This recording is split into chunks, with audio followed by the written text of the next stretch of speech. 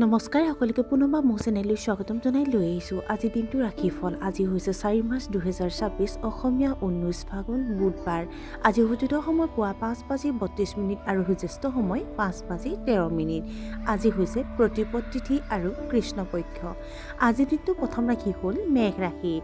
আজি আপোনাৰ দিনটো শুভ আৰু উৎসাহজনক হ'ব। বিবাহৰ কথা বতৰা আগবাঢ়িব পাৰে। কৰ্মৰ পৰিৱেশ শুভ হ'ব। আয়ৰ নতুন উৎসৰ সৃষ্টি হ'ব পাৰে। শ্বেয়াৰ বজাৰত সাৱধানে বিনিয়োগ কৰক। বৃষ ৰাশি। কৰ্মক্ষেত্ৰত আপোনাৰ ঊৰ্ধ্বতম বিষয়াসকলে আপোনাৰ ওপৰত অত্যন্ত সন্তুষ্ট হ'ব। আপোনাৰ ধাৰণাত মানুহে একমত হ'ব। ক্ৰমান্বয়ে আপোনাৰ খৰচৰ ওপৰত নিয়ন্ত্ৰণ লাভ কৰিব। আপুনি আপোনাৰ প্ৰেমিকৰ সৈতে মানসম্পন্ন সময় কটাব। ব্যৱসায়িক লাভ আশা কৰাতকৈ বেছি হ'ব। মিথুন ৰাশি। প্ৰয়োজনতকৈ অধিক কাকো বিশ্বাস নকৰিব। জীৱনসংগীৰ অনুভৱক সন্মান কৰা উচিত। অসাৰ বিষয়ত বেছি সময় নষ্ট নকৰিব। প্ৰশাসনত থকাসকলৰ বাবে এই দিনটো অতি শুভ। আপোনাৰ আত্মসন্মানত আঘাত পাব পাৰে। ধৈৰ্য আৰু সংযমেৰে কাম কৰিব লাগে। কৰ্কট ৰাশি। কৰ্মক্ষেত্ৰত নতুন বন্ধুত্ব গঢ়ি তুলিব পাৰে। আপুনি কোনো সামাজিক অনুষ্ঠানত অংশগ্ৰহণ কৰিব পাৰে। আপুনি হয়তো আপোনাৰ প্ৰেমৰ লগত আপোনাৰ অনুভৱবোৰ শ্বেয়াৰ কৰিব পাৰে। আপোনাৰ সামাজিক দক্ষতাক শলাগ লোৱা হ'ব। আপুনি আপোনাৰ ব্যৱসায় সম্প্ৰসাৰণ কৰাৰ কথা চিন্তা কৰিব পাৰে। সিংহ ৰাশি। আজি নতুন কাম আৰম্ভ কৰাটো ভাল নহয়। আপোনাৰ ঊৰ্ধ্বতম বিষয়াৰ নিৰ্দেশ অমান্য কৰাৰ পৰা বিৰত থাকিব লাগে। সন্ধিয়া মানসিক চাপৰ পৰা সকাহ পাব। পেটৰ বিষ অনুভৱ কৰিব পাৰে। আপোনাৰ সামাজিক প্ৰতিপত্তি বাঢ়িব।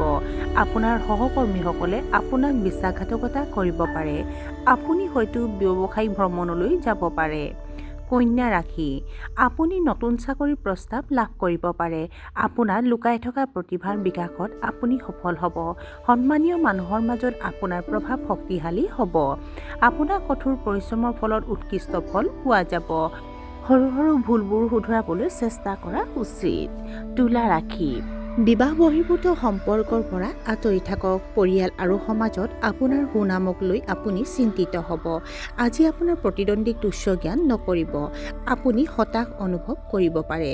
ব্যৱসায়ত আশা কৰা ধৰণৰ ফলাফল অভাৱৰ বাবে কিছু আপোনাৰ পৰিৱৰ্তনৰ কথা চিন্তা কৰিব পাৰে। দুপৰীয়াৰ পিছত আপোনাৰ কামত কিছু অগ্ৰগতি লাভ কৰিব। বৃশ্চিক ৰাশি। আপুনি ধৰ্মীয় কাম-কাজত অংশগ্ৰহণ কৰিব। আপোনাৰ একাগ্ৰতা বৃদ্ধি পাব। সকলো ফালৰ পৰা আনন্দদায়ক খবৰ আহিব। আপোনাৰ আত্মবিশ্বাস বৃদ্ধি পাব। বাকী থকা কামবোৰ সম্পূৰ্ণ হ'ব। আপুনি নতুন ব্যৱসায়িক চুক্তি কৰিব পাৰে। ধনু ৰাশি।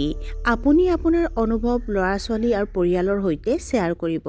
ল'ৰা-ছোৱালীৰ সৈতে পিকনিকৰ পৰিকল্পনা কৰিব পাৰে। আপোনাৰ উপাৰ্জনৰ উৎস বাঢ়িব। বিবাহৰ বাবে যোগ্যসকলে উৎকৃষ্ট প্ৰস্তাৱ লাভ কৰিব। আপোনাৰ কৰ্মনীতিত সন্তুষ্ট হ'ব। আপোনাৰ প্ৰেমৰ সম্পৰ্ক আৰু ঘনিষ্ঠ হৈ পৰিব। মকৰ ৰাশি।